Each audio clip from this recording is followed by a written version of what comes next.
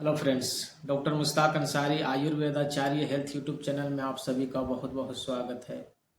चलिए आज की इस वीडियो में हम लोग जानने वाले हैं कि बहुत ही पुराने ज़माने से, चाहे वो डॉक्टर हो, हकीम हो या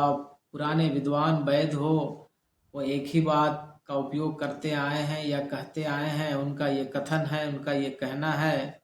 कि आप जहाँ तक हो सके यदि ग़िज़ा से, खाना से, पौष्टिक आहार से यदि काम चलता हो तो दवाइयों का उपयोग बिल्कुल भी नहीं करना चाहिए या दवाइयाँ जल्द ही लेने से बचना चाहिए, क्योंकि हर दवाई का कुछ न कुछ साइड इफ़ेक्ट होता है। चाहे वो आयुर्वेद की दवाई हो, चाहे वो एलोपैथ की दवाई हो। आयुर्वेद की दवाई आप मान लें, आयुर्वेद की दवाई में दवा को लंबे दिनों तक टिके रहने के लिए उसमें प्रिजर्वेटिव डाला जाता है, जो सेहत के लिए नुकसानदायक होता है। या आप एलोपैथिक का ले लीजिए, रासायनिक ड्रग्स होता है जिसको खाते ही आपको शरीर में कुछ न कुछ साइड इफ़ेक्ट देखने को ज़रूर मिलता है, जो शरीर को कुछ न कुछ हानि करके ही जाता है, कुछ न कुछ नुकसान करके ही जाता है। इसीलिए जहाँ तक हो सके दवाइयों से बचना चाहिए। पुराने ज़माने से लेकर के आज तक हमारे दादी नानी का नुस्खों का प्रयोग करना चाहिए। घरेलू नुस्खों घर में या किचन में मौजूद होने वाले सामग्रियों से यदि अपना इलाज करते हैं या पौष्टिक आहार से अपना जो छोटी मोटी या टूट फूट शरीर में होता है या थोड़ा बहुत सर्दी खांसी जुकाम या इस तरह के ठंड गर्मी बरसात इस तरह मौसमी परिवर्तन के कारण होने वाले शरीर में बदलाव हो, तो उन सभी बदलाव चेंजिंग को कवर करने के लिए तुरंत ही दवाइयों का प्रयोग बिल्कुल भी नहीं करना चाहिए या शरीर को दवाइयों के ऊपर निर्भर नहीं करना चाहिए। इससे शरीर में कुछ न कुछ साइड इफ़ेक्ट देखने को मिलता है, शरीर को कुछ न कुछ हानि ज़रूर होता है। चलिए आज के इस वीडियो में हम लोग जानने वाले हैं कि यदि दादी नानी के नुस्खों को या घरेलू सामग्रियों से, घरेलू चीज़ों से यदि अपना शरीर को, सेहत को या पौष्टिक आहार से अपनी शरीर को सेहतमंद कैसे रखें, इसके लिए जानते हैं, ताकि थोड़ी थोड़ी बात बात में सर्दी खांसी या इस तरह के ठंड बरसात गर्मी में होने वाले थोड़ी थोड़ी मौसम बदलने के साथ साथ शरीर में कुछ न कुछ इफ़ेक्ट या चेंजिंग देखने को मिलता है, उन सभी से बचे रहने के लिए घरेलू नुस्खों का उपयोग जान लेते हैं। हजारों वर्षों से विद्वान वैद्यों ने या हकीमों ने जो नुस्खा बता के गए हैं या किताबों में नोट करके गए हैं, जो आज भी उतना ही कारगर साबित होता है। यदि आप उन नुस्खों का प्रयोग करते हैं तो दवाओं के हजारों रुपये आपके बच सकते हैं, और दवाओं के साथ साथ आपके शरीर में जो दवा लेते हैं उससे जो साइड इफ़ेक्ट होता है उससे भी बचे रह सकते हैं। चलिए जानते हैं वो घरेलू नुस्खों के बारे में। सबसे पहला तो यदि ठंड के मौसम में यदि आपको ठंड का एहसास हो, यदि ठंड के मौसम में शरीर में ठंड लगने लगे या शरीर को अंदर से गर्माहट की ज़रूरत पड़ता हो, ठंड के मारे काँप रहे हैं या पूरा शरीर ठंडा ठंडा हो गया है और ठंड आपके शरीर में बहुत ज़्यादा कपकपी चढ़ा दिया, तो ऐसी स्थिति में दवाओं का प्रयोग न करके तुरंत यदि आप देसी अंडे को यदि आप उबाल के या फ्राइड करके खाते हैं तो आपके शरीर में तुरंत ही एनर्जी उत्पन्न होने लगता है। देसी अंडे का इस्तेमाल खास करके ठंडे मौसमों के लिए शरीर में ये गर्मी का एहसास दिलाता है, शरीर में ताकत को लाता है और शरीर में ऊर्जावान बनाए रखता है। आप इस तरह के या इस स्थिति में जब आपका शरीर ठंड से कांपने लगे या आपके ठंड का एहसास हो, तो आप तुरंत देसी अंडे का जर्दी का इस्तेमाल करें या देसी अंडे को जर्दी समेत इस्तेमाल करें। आप देखेंगे कि खाने के कुछ ही मिनटों में आपको शरीर में गर्माहट का एहसास होगा और आप तुरंत एनर्जेटिक फील करेंगे, एनर्जेटिक महसूस करेंगे और आपका हजारों रुपया जो दवाओं में खर्च होता है उससे आप बचे रह सकते हैं। अगला, उसी तरह यदि गर्मी के मौसम है और गर्मी के मौसम में लू का खतरा है, लू का डर है या शरीर में बहुत ज़्यादा पसीना पसीना शरीर हो गया हो, शरीर में बहुत ज़्यादा हीट हो गया हो, आप गर्मियों से व्याकुल हैं, गर्मी से तबतर है, तो ऐसी स्थिति में आप गन्ने का जूस इस्तेमाल करें। यदि आपका शरीर में पसीना ज़्यादा आ रहा हो, लू का खतरा हो, आपको कोई लू लगा हुआ हो, आपका शरीर पूरा हीट हो गया हो, तो ऐसी स्थिति में यदि गन्ने का जूस थोड़ा सा जीरा पाउडर डाल के और इसका थोड़ा सा नकाला नमक भी डाल सकते हैं और इसका इस्तेमाल आप घूट घूट करके 1 गिलास पिएंगे तो आप देखेंगे कि ये गन्ने का जूस पीने के कुछ ही मिनटों में आपके शरीर में फौरी तौर पर तुरंत एनर्जी मिलने लगेगा और आपका जो बढ़ा हुआ उष्मा था, शरीर में जो बढ़ा हुआ गर्मी जहाँ था, वो जो ताप था, उसको धीरे धीरे तुरंत कम करना शुरू कर देगा और आप लू से बचे रह सकते हैं। आपके शरीर में तुरंत ठंडक का एहसास दिलाने लगेगा और इस तरह इस घरेलू नुस्खों का उपयोग करने से आप जो दवाओं के चक्कर में फंसने वाले थे उससे आप बच जाएंगे। चलिए अब जानते हैं अगला उन बीमारियों की ओर। यदि आपके पेट में गुड़गुड़ाहट या पेट खराब हो गया हो, मैदे की कोई परेशानी हो, पेट में भारीपन लग रहा हो, खाना पचा हुआ ना लग रहा हो, इंडाइजेशन की कोई प्रॉब्लम होना शुरू हो गया हो, तो वैसी स्थिति में आप अजवाइन, सौंफ और अदरक तीनों को एक बाउल में या एक कटोरे में उबाल करके इसका काढ़ा बनाएं और इसका काढ़ा बना के इसका पानी को सिप सिप करके पिएं। सुबह दोपहर शाम हल्का सेंधा नमक इसमें डाल के और इस पानी को यदि घूट घूट करके सुबह दोपहर शाम 2 से 3 दिन तक लेने से आपका जो पेट या मैदे के जो खराबी था,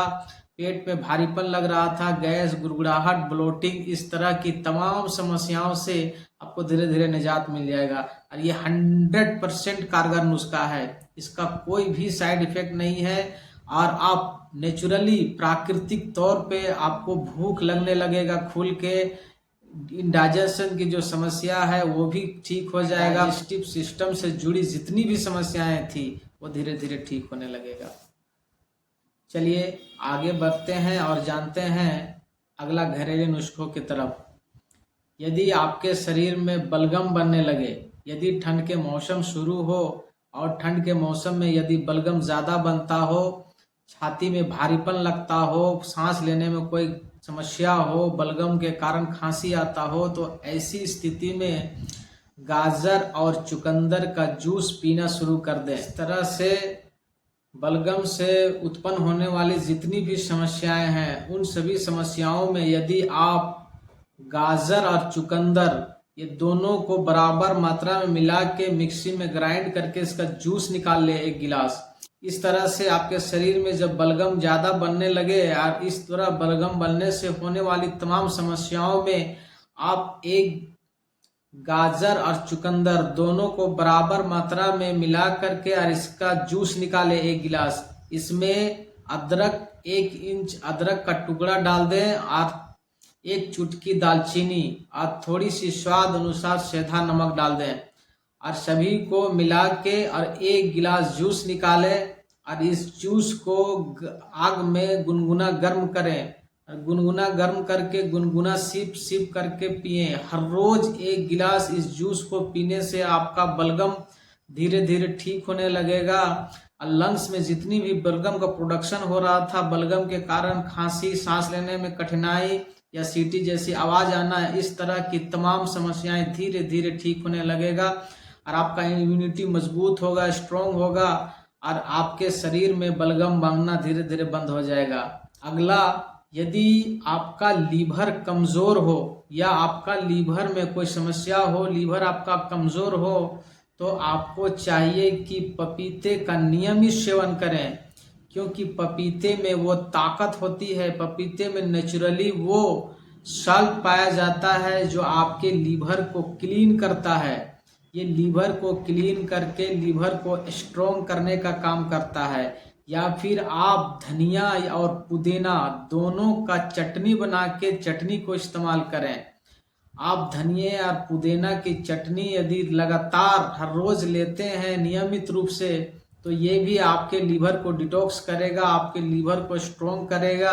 और आप पपीते का सेवन हर रोज सुबह करें। आप देखेंगे कुछ ही दिनों में आपका जो कमज़ोर लीवर था वो धीरे धीरे इतना स्ट्रोंग हो जाएगा कि आप जो कुछ भी खाएंगे वो शरीर में पचेगा। आपका ताज़ा नया खून बनेगा, आपके चेहरों में चमक आएगा, शरीर में ऊर्जा बनी रहेगी और आप इस तरह की तमाम समस्याओं से निजात मिल जाएगा आपको। चलिए अब जानते हैं अगला नुस्खों की तरफ। यदि आंतों में खुश्की हो, यदि आंतों में खुश्की पड़ जाए और आंतों में खुश्की के कारण आपका आंतों में कॉन्स्टिपेशन बनने लगे, यदि शदीद कॉन्स्टिपेशन रहने लगे और आंतों में खुश्की हो, खुश्की के कारण यदि कॉन्स्टिपेशन हो तो देसी घी का इस्तेमाल करना चाहिए, क्योंकि देसी जो घी है वो आंतों में खुश्की को ख़त्म करता है, लुब्रिकेंट बनाए रखता है। यदि आप घी का इस्तेमाल गर्म पानी में या दूध में मिला के आप देसी घी का इस्तेमाल 1 चम्मच हर रोज करेंगे तो आप देखेंगे आपके आंतों में जो खुश्की था वो ख़त्म हो जाएगा। धीरे धीरे जो आंतों में खुश्की के कारण शदीद कब्ज रहता था वो धीरे धीरे समाप्त हो जाएगा। इस तरह से आप इस घरेलू नुस्खों से बहुत बड़ी काम ले सकते हैं, बड़ी समस्याएं हल कर सकते हैं। चलिए अब अगला घरेलू नुस्खों की तरफ। यदि शरीर में कमजोरी बना रहता हो, एकदम थकान सा रहता हो, थका थका निढाल शरीर रहता हो,